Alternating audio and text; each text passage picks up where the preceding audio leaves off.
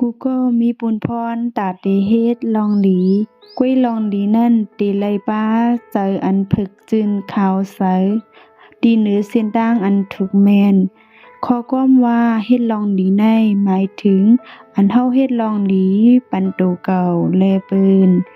สังลองหลีเฮานั่นเฮ็ดให้เฮามีด่างซื้อดีเหนือลองด่างทุกปืนนั่นก็บอกว่าเฮาเตเป็นลองหลีอันเสียดจังอำไลถุงอันปองไว้นั่นเฮาเตตักน้ำใส่ตันไหลก็มีวันเต็มไหล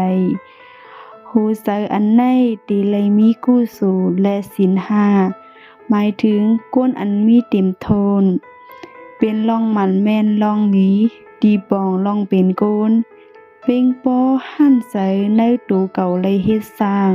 มันเตเป็นลองเล็กน้อยก็เย้ามันก็เป็นลองหลีลองหนึ่งตีในสัตว์ปันก้นเฮา